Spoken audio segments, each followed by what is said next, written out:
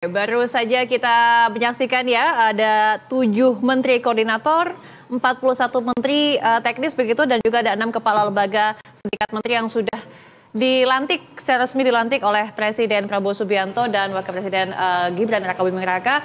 Pak Sarman, tadi kalau kita menyaksikan dari awal tadi ya, bagaimana satu-satu disebut namanya dan lain sebagainya. Yang juga cukup menarik perhatian adalah ada pengumuman pelantikan Ketua Dewan Ekonomi Nasional oleh Bapak Luhut Binsar Panjaitan. Ini gimana Anda melihatnya?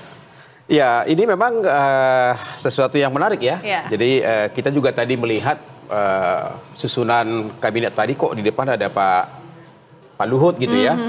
Ternyata beliau dipercaya menjadi Ketua Dewan Ekonomi Nasional. Nah tentu memang kita menunggu ya kira-kira nanti tupoksinya daripada Dewan Ekonomi Nasional itu apa. Betul. Ya, supaya nanti mudah-mudahan juga mampu mensupport tim ekonomi di kabinet ini untuk mencapai berbagai target-target yang diharapkan. Karena memang kita harapkan bahwa tantangan-tantangan di depan mata kita ini kan sudah sangat-sangat terbuka ya.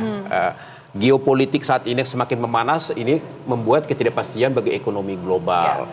Nah, tapi kan kita memiliki suatu potensi yang luar biasa. Artinya bahwa bagaimana supaya kekayaan alam, potensi yang kita miliki ini mampu memperkuat basis perekonomian kita, sehingga katakanlah walaupun gejolak ekonomi global ada, tapi mudah-mudahan tidak begitu signifikan mengganggu daripada perekonomian kita. Ya, contoh misalnya ada beberapa hal yang menarik bagi kami pengusaha supaya tetap dilanjutkan adalah misalnya kebijakan Pak Jokowi yang mengharapkan bahwa hampir 1.000 triliun misalnya anggaran belanja pemerintah, apakah itu pemerintah pusat, pemerintah daerah, dan juga BUMN, itu diminta supaya membeli produk dalam negeri. Contohnya, ini kan sesuatu yang menurut hemat kami sangat positif ya. Kita ingin supaya uang APBN ini berputar dalam negeri gitu loh. Artinya mungkin ada hal-hal yang memang tidak bisa diproduksi dalam negeri, itu baru diimpor. Tapi sejauh itu ada dalam negeri, diutamakan membeli produk dalam negeri.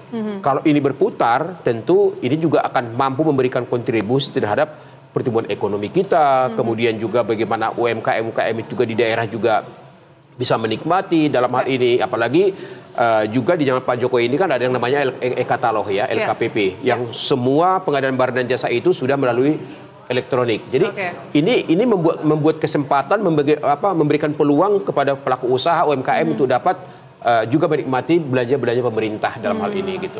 Oke, baik. Kita mau ke Mas Eko. Mas Eko masih terhubung bersama kami? Mas Eko, Wakil Direktur Indef. Oke, mungkin terputus ya Pak Sarman. Kita lanjutkan lagi. Ini kira-kira kalau dari ini kan memang lembaga yang baru, Ketua Dewan Ekonomi Nasional. Kira-kira mungkin kalau dari segi namanya aja mungkin ya, ini akan arahnya kemana ini? Kemungkinan ini adalah, apalagi beliau kan menteri senior lah ya dalam hal ini, mungkin bisa membantu Bapak Presiden dalam mengorkestra tim ekonomi, tim ekonomi di kabinet dalam hal ini, ya kan, sehingga posisinya Pak Luhut ini bisa nanti beliau lintas kementerian dalam hal ini. Jadi mungkin kementerian mana yang mungkin perlu disupport, kemudian juga dari sisi kebijakan mungkin supaya kebijakan itu jangan tumpang tindih misalnya, bagaimana sinkronisasi di tim ekonomi itu juga bisa berjalan dengan baik misalnya.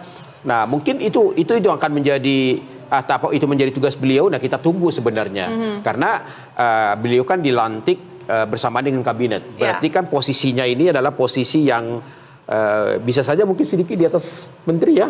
Karena juga tadi posisi pelantikan juga di depan sekali soalnya. Depan sekali. Artinya posisinya sangat-sangat strategis dalam hal ini. Jadi apakah itu kemungkinan membantu Presiden dalam mengorkestra tim ekonomi ini lintas kementerian ini? Nah, kita tunggu tentunya apa yang menjadi tupoksi daripada Dewan Ekonomi Nasional ini gitu. Nah ini juga menarik karena kalau kita lihat dari cita-cita Presiden Prabowo dan juga Wakil Presiden Gibran ini terkait untuk membangun pertumbuhan ekonomi Indonesia ini cukup optimis juga begitu kan, dan kita juga lihat kemarin dari target pendapatan negara APBN aja juga naik begitu mencapai 3.000 triliun, di mana 2.400 saja dari pendapatan pajak dan sisanya non pajak. Nah, tapi di pemerintahan Prabowo Gibran ini yang memang dicanangkan dan yang digaung-gaungkan adalah terkait dengan sumber pendapatan lain begitu selain pajak. Kira-kira ini mungkin nggak sih Pak kita mencari sumber pendapatan lain? Saya rasa mungkin masih terbuka ya. Jadi artinya gini, bahwa apakah memang penerimaan pajak saat ini sudah maksimal? Ya. Ataukah masih ada potensi-potensi yang selama ini belum tergali? Ya. Contoh misalnya pajak daripada perdagangan online misalnya, ya kan? Kita tahu bahwa online ini kan saat ini sangat-sangat besar sekali. Bahkan di negara kita sudah ada yang namanya Hari Belanja Online, ya, yang sudah dilakukan setiap tahun dan itu setiap malam itu triliunan transaksinya. Ya. Dan sampai saat ini kita lihat bahwa perdagangan online ini kan sudah sangat-sangat hal yang biasa dan itu bukan hanya di kota ternyata sampai ke desa juga sudah sampai gitu. Nah, ini apakah sudah digali maksimal dari pajak ini misalnya? Nah, jadi saya rasa memang dibutuhkan kreativitas. Makanya mungkin dulu ada idenya Presiden kita Pak Prabowo untuk membentuk Badan Penerimaan Negara.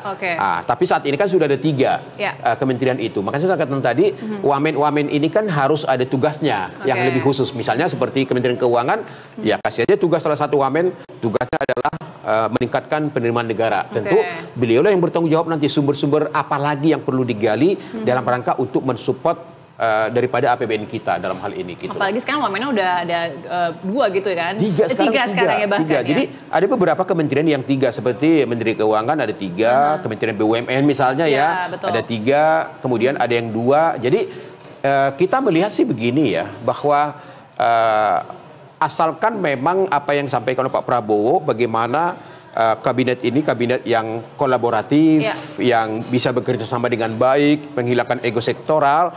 Kita sangat optimis bahwa target pertumbuhan ekonomi kita 8% itu akan bisa tercapai.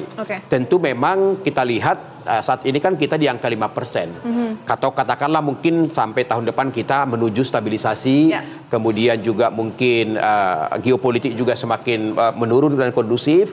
Nah mungkin di tahun kedua, ketiga, keempat memang kalau menuju 8% minimal kita harus setiap tahun itu harus naik 0,5% minimal, ya. Gimana tahun 2026 kita bisa 5,5, sampai 2026 bisa 6%, sampai nanti kalau targetnya 5 tahun ya 2029 kita sudah mendekati 8% dalam hal ini.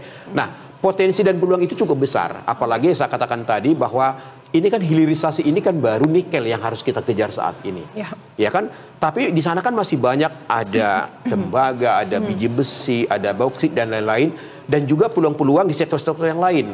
Katakanlah itu yang namanya kehutanan, perikanan, perkebunan dalam hal ini. Itu kalau itu betul-betul bisa katakanlah diolah dulu di dalam negeri, baru diekspor. Saya rasa itu memiliki nilai tambah yang luar biasa dan itu akan mampu memberikan kontribusi terhadap pertumbuhan ekonomi kita di 8% itu.